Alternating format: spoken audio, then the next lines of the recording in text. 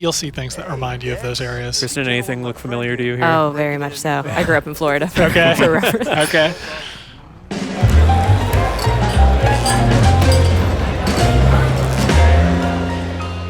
Hey everyone, welcome to another episode of PlayStation Underground. You got Tim and Kristen here. Hey. And we're joined by some special guests from Ghost Games. We're checking out Need for Speed Heat.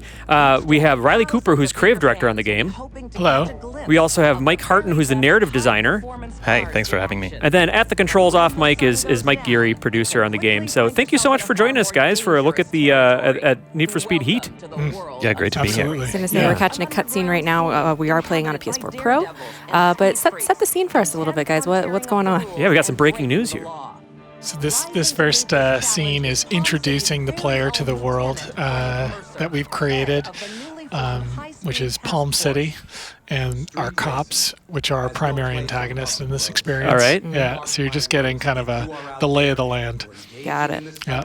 Okay, so Palm City, does it have a bit of a crime problem? Is that Well, street racers Gotcha. are in town. an epidemic? Yeah. I'm living for the bottom bit. Potato voted best vegetable ever. Major news, you guys. Controversial. All right, so we have a press conference, assuming the police department's going to really try to crack down on this issue, and that may be a problem for us, the player. That's right. Exactly. So they've created a high-speed task force meant to end street racing, essentially. Okay. Oh, gotcha. And then we have a we don't want that. transition straight into gameplay here, which is great. Now I see we're starting at night here. Presumably we're kind of like clicking into some sort of tutorial early, sort of get your bearings below you gameplay here. Yes, exactly. Yeah, Cool. I So know we have like day and night modes in this game, Yeah. right? we do. And does it affect your racing? Does it affect sort of the environments around you? It does. Night is always street racing. Day is always sanctioned racing. And so at night you have cops, you have traffic. It's a much more hectic experience. Gonna say already, we got a cop right behind us. Oh, Chased yeah. by one cop. now, do we see any difference in the behavior between like the police between day and night? We do. So day cops basically play by the rules. Okay. They're more or less what you would expect a cop to do.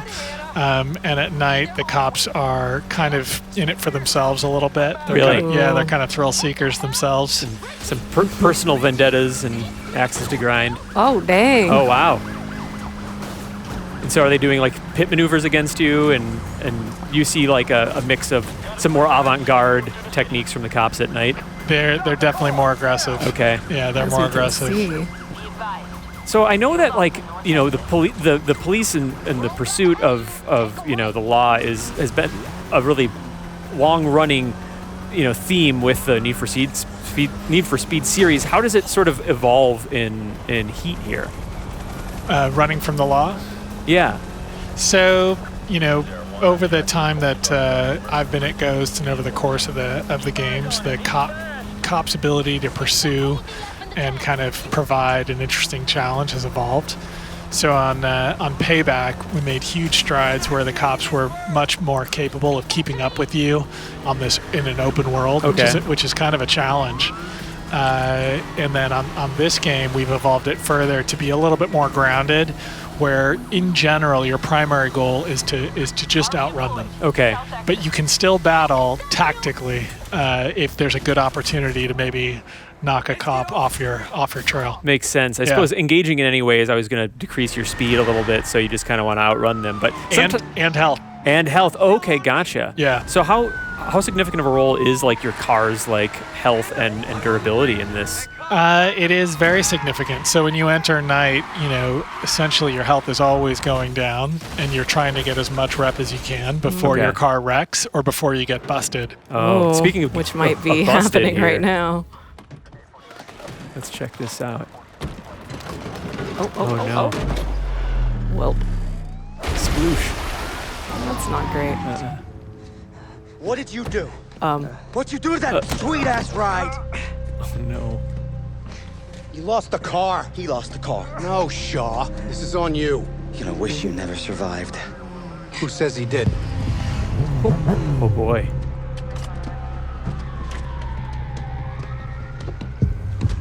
Another cop? What are we doing here? Sending a message. It is. Wait, stop! Hey, he said. We're on camera back there. Shaw, hold it. Ooh, we got some tension. Yeah.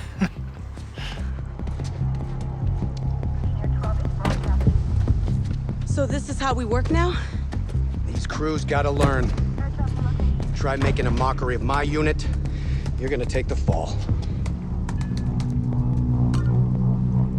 Frank, you're smarter than this. You want to send a message? You need a messenger.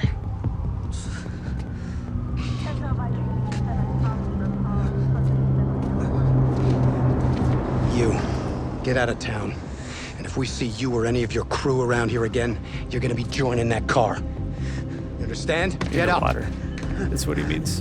Exactly. Or Taking a just swim. Yeah. Just a light, brisk swim. You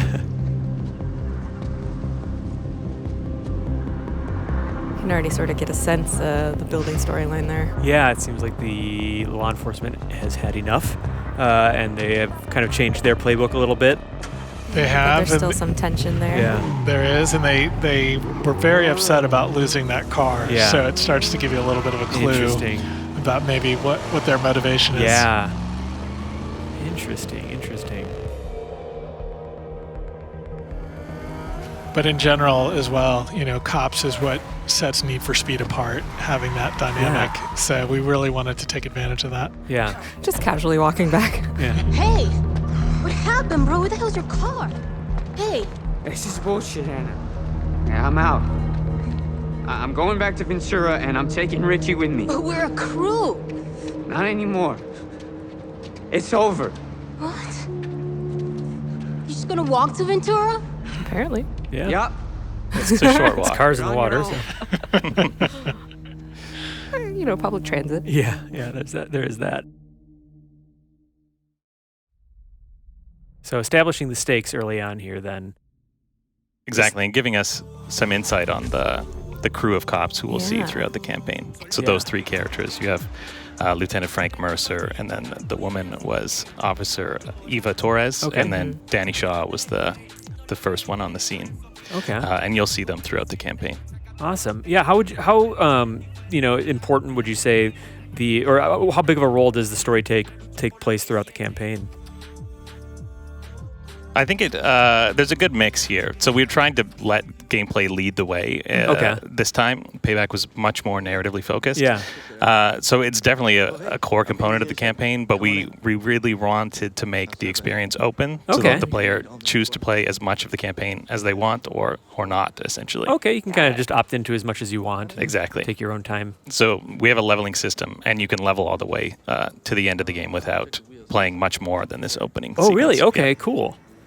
Yeah, it's always nice just to kind of, get the keys, so to speak, and be able to just go in any direction you want. Yeah. But it's also nice to check out the garage. Of course. Yeah, so is this a sort of a garage that you come back to recurring? Exactly. So Okay. this is really the home base that you'll be in throughout the campaign. Okay. And the introduction that we saw just a few seconds ago at night on the bridge was one of our core narrative campaign characters, and that's Anna. And then inside the garage now, we're going to meet the character of Lucas. Okay. That's how we build a safer future for That's enough. It's a little too much bullshit this early in the day. I hate to do this, but if you're looking for wheels, I got a CID. Ooh. Cops insist. All right, so now we are the player character. Exactly. Got it. So stepping into character selection here, Okay. which is I think a new thing for us. We haven't had a time where you choose a character in a Need for Speed before. Oh, cool. No, Your own absolutely. And character. that's one of the big differences in narrative this time around. So instead of, we've had in our last two releases a silent protagonist that Okay. was first person. And then in Payback, we had really defined characters where we basically decided who they were. And in this one, we're striking kind of a balance where the character does speak, but you pick them, you customize them, and mostly, their speaking is kind of questions about what's going on. Okay. So we're trying to create space for the player to really inhabit that character. That's awesome. Yeah. But they're good. Why don't you take a look? That's great. And I know that, in addition to from what I've seen of the game so far, that in addition to being able to choose that sort of character as a starting point, that there's a lot of customization just in terms of, what you want to wear and what kind of style you have. And both, because the car is like fully customizable, but so is your outfit, right? Exactly. It's awesome. Beamer, you want to go for it? Yeah, I was customizing my character for the first time once we had the feature up, and then once I was done with that, I was like, well, now I need to style my car. Yeah, yeah, exactly. My car needs to go with my character. Yeah. So it's kind of an onboarding to kind of self-expression in the game. That's great. Sounds good. And then what's the relation here between these characters? Is he just a sort of on the up and up, mechanic / car dealer, or? Yeah, he's a clean character, Okay. so he's not involved in the illicit activity. Got but it. as you play through the story a little bit more, you'll realize that it's an area that he's familiar with. Cool. And so now we're on the way to the first showdown event. So one of the big concepts of this game is having the Speed Hunter Showdown, Awesome. which is a sanctioned Event. Yeah, exactly. Sanctioned event. So very, I guess in a sense, Pro Street-esque. Got it. Okay. We've moved into the daytime, a little bit Exactly. different. Yeah, I really love the vibe of the city and like how different it feels from the nighttime. Nighttime just kind of has like this sort of like, neon drenched, rain slick look to it, and this is just much more grounded, but still really cool. So, what is? I get like a subtle, like a kind of a Miami vibe. Does this actually take place in like a fictional Florida city? Is that kind of what we're looking at, or? I think that's basically fair. Okay. We took inspiration from the entire southeastern U.S., but Miami was definitely one of the spots. Okay, gotcha. Yeah. And you'll see things that remind you of those areas. Kristen, anything look familiar to you here? Oh, very much so. I grew up in Florida. Okay. For reference. Okay. You joining us? Nah, man. So now this is an introduction to what we call driving story characters. Okay. So this will be a side quest character you'll meet again throughout the campaign. So driving stories are side quests. Exactly. Okay, very cool. So I as Mike love was, this. as Mike was saying earlier, you don't have to play the campaign, but if you want and you choose to do the side stories too, you can kind of stay in a narratively wrapped experience if you want as well. You can kind of take it both ways. Awesome. Yeah. I love all the hot pink and just like the aesthetic. Like, what can you say about sort of the aesthetic wrapping of Heat in general? So, there's a few influences, but, we wanted to do something that was felt very modern. Yeah. But then also striking a balance, particularly in the sanctioned events, between something that's kind of big and exciting, but also has kind of a street vibe to it. Yeah. So it was kind of threading a needle between those two components. Nice overtook first place there. Well, yeah, it looks really great. And now I know there's a little bit of interplay between what you do in the daytime and then how that affects when you click over into nighttime. What can you say sort of about the risk reward of those two modes? So day is really about opportunity. You can look on the map, you can see which events are available, and make a plan and pick the events that you think you can win that also give you the most bank. Yeah. And that is probably the biggest distinction is day's reward is bank. Okay. So you go to day to build up your arsenal, your war chest. And then when you're ready and you've built your car to be exactly what you want it to be, both visually and from a performance perspective, you choose to go to night. Okay. And then night is very different because night basically you push it as hard as you can, but it will come to an end. Okay.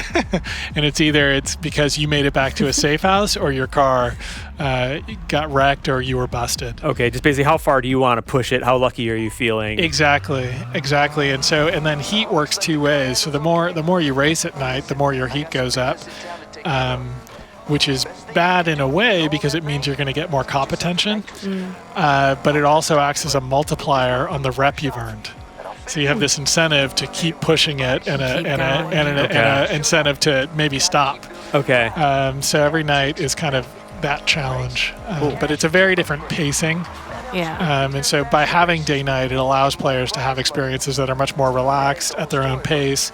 Like day's a great time to look for collectibles, things like that. Yeah. I was going to say, this map seems pretty broad. Like, how would you say it compares to previous Need for Speed games? It's, since Ghost has had the franchise, so four games now, this will be the fourth. This is the densest road network we've ever had, and I think it's the most drivable world we've ever had. One of the things that we've always known, but we just did a better job with this time, is that dead stops really close to the road tend to produce not the best driving experience. Okay. So we've been really aggressive about pushing dead stops away from the sides of the roads, so you can really get into a groove. We've also used real world road design rules, which help with readability. So when you're driving, you can anticipate turns in general. All right. They're wide enough. The roads are wide enough. Just every detail that contributes to a better driving experience. We've really done the best job we've ever done. That's really cool. Yeah. All right, we're seeing this character again. Yeah. So this is the meeting between this Anna character and the player character, and you find that she's related. She's the sister of the garage owner, so that's kind of our connection to the garage through Anna. Okay. They're only selling if they know you're gonna put the parts to good use. I do like her hair. Okay. Rookie's got confidence. How about a chance to prove you're more than just talk? Oh boy. Let's do it. Give me your phone. Okay. I'm Anna. There's only one way to make a name. She's so cool. Yeah. And she's the guide into the night half of the game. So we have Lucas, who kind of introduces you to day events and day characters. And then Anna, who shows us everything night. Nice. Okay, cool. I like her car, And they're too. siblings. It's perfect.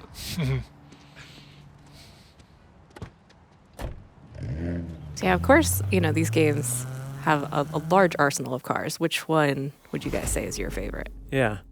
It changes. Yeah? But I'm into the R34, GTR R34 right now. I got to see some. We did a reference gathering trip in Florida, and we happened upon a group of guys who had almost a warehouse full of imported R34s, and they're quite impressive in person. Wow. Yeah.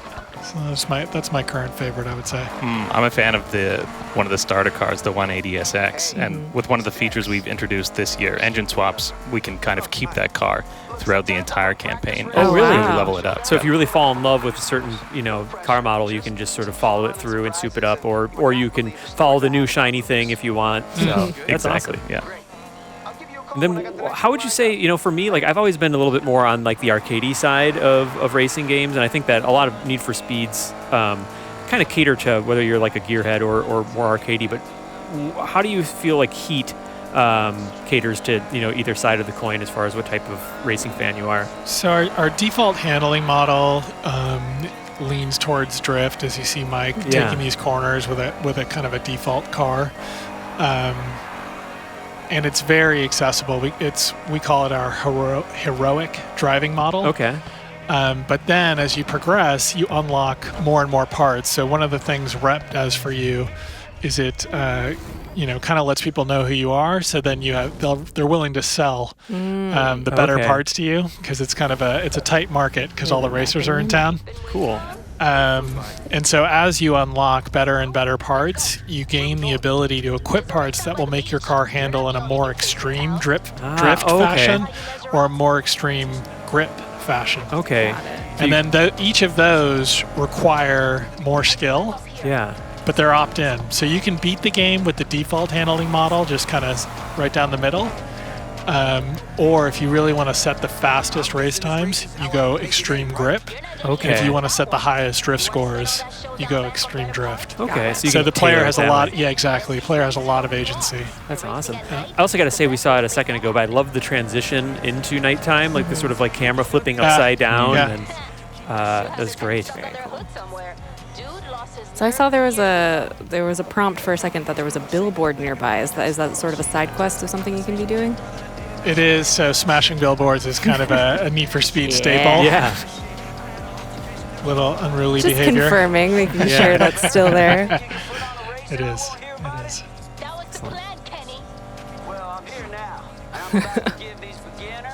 So yeah, where are we off to next? So Anna's showing us, it's essentially an invitation to our first night event. So she's Okay. going to show us the night scene and give us a chance to Okay. prove ourselves. Cool. And you know, speaking of nighttime and the cops being a little bit more aggressive, I understand that you know cops have more than just cars at their disposal when you know your heat level raises enough. Like what else do they throw at you? So we have spike strips. Okay. We have a helicopter. Really? If the Okay. helicopter's on you, it's very hard to get away. Yeah, no kidding. We have something we call rhinos, which are essentially Rhinoceroses, the animal. I'm familiar. It's they don't look like that though. They look like SWAT trucks. okay. Cool. And they tend to be driven head on right at you. Okay. Yeah. Hence the So Yeah. So you just take a turn and suddenly there's a rhino and it ruins your race and you gotta adapt on the fly. it'll take a chunk of health off you for Okay. sure.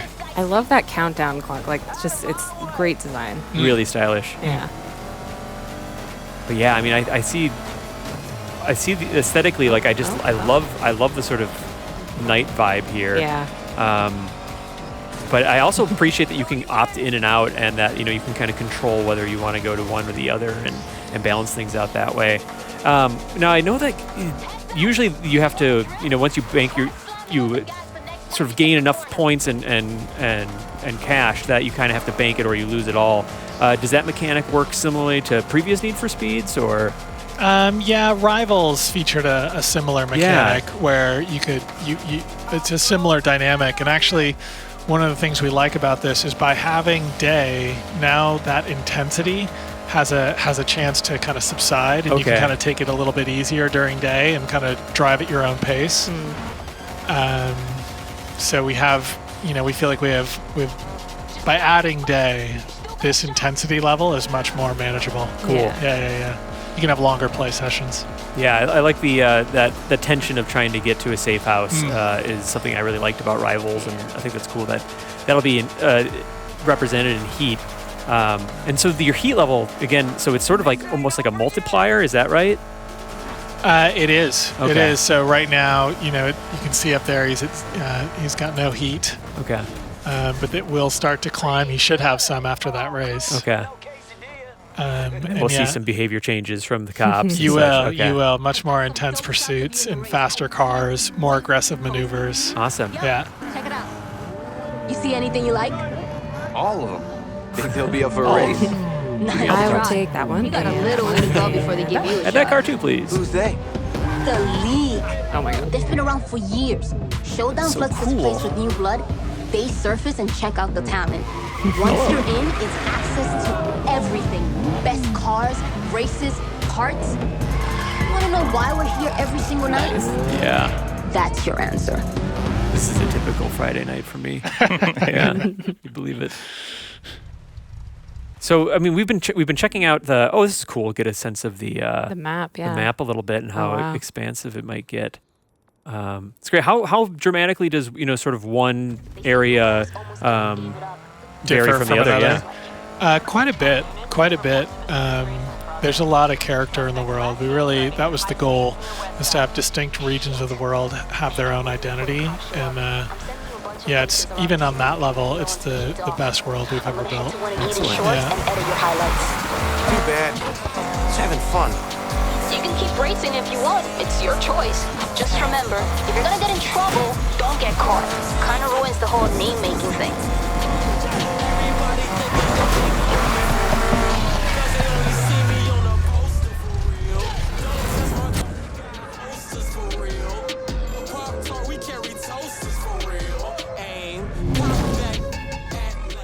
And then we've been focusing primarily on some of like the more single player focused stuff. But what is the sort of multiplayer element and any other parts of like the online experience you want to talk to? Sure. There's three main components. We'll see if I can remember all three. The first one is you can go online. You can join an online server, and then when you're in the world between events, other players will be in the world as well. The other is that if you're on a server with other players and you start a race, you have the option of inviting everyone on the server to join your race. Okay. And then we have a new feature, which is a crew feature. So that garage you saw, when you go back to it, it'll be populated with other players in your crew. Okay. You'll see their character, you'll see their car. Have a social space type Much vibe. more of a social vibe. Yeah. And then in the world, there's events that are set up to be just crew competition. Okay. And so you'll be able to, try to set the fastest times in your crew on any of those events. That's awesome. The good thing about it being, kind of an asynchronous feature is every time you log in, your crew will be there. Okay, gotcha. Yeah. Made our way back to first here. Yeah, nice. Courtesy of Mike's driving. Let's see if he can hang on to it. He's doing pretty well. Despite the rain. I'd bet on Mike. We'll see though. It is live software. Yeah, so this is I also see that there's a map in the lower left, just sort of helping you chart your course as well. Which is really handy. I feel like when you race, do you tend to use the mini map much, or do you try to focus on just what's in front of you? The mini map is just to make sure that you're on the right course. Okay. It's basically a backup tool in an event. Yeah, it seems like there's definitely enough cues to stay on course just by looking at the track itself. That's the goal. Oh, nice work. Well, very cool. Is there, one final, story mission or driving mission or anything else we want to check out before we say goodbye? Oh, we're going to maybe try to push the limits a little bit, push it. See if we can get the attention of the local law enforcement. So you can Hello, see them. Mr. Cops. Yeah. You can see him on the mini map. He's heading straight for him. Okay. Oh, here we go. So if you want to antagonize the police, Hello. here's what to do. Follow that mini map. And so their goal is just to, especially at night, just ram you and do damage and put you out of service, basically. Exactly. They want to end your night on their terms. Gotcha. And the penalty for that being that, anything that you had accrued, is it a big hit to the sort of like... We don't take everything. Okay. Because we don't want you to feel like you didn't get something for your time, your play time, but it's much less. Okay. So if you lose you lose your multiplier. Okay, got it. So you get a base level of rep instead of, times 2, times 3. That's good. Yeah. And any tips Heat for... level just went up. Like, my instinct when I'm getting chased by the cops, almost in any game, is like, wait till they're next to me and then I slam on the brakes and just hope that it's like an action movie and they spin out of control and like... That's go a ahead. tactic. That works well in intersections, yeah. Oh, intersections. That's a good tip. Any other pointers for how to shake the cops? It depends on what heat level you're at. Like, at a low heat, it's really good to hit a straight road and kind of outrun these low-level cops. Mm-hmm. That tactic expires at higher heat levels. Okay. Got it. One very good tactic is if you knock them really hard, if they pull up beside you and you knock them really hard, they will lose control for a few seconds, and that can be the difference. Okay. All right, Gotcha. well, we have successfully escaped. Yeah, made well done, Mike, at the controls there. Absolutely. So, Riley, Mike, thank you so much for joining us on an episode of PlayStation Underground. So this is Need for Speed Heat. It is coming out on November 8th, so not that much longer to wait now. No, it's right around the corner. Yeah, and thanks everyone for watching. We'll see you next time. Awesome, thanks. Thank you.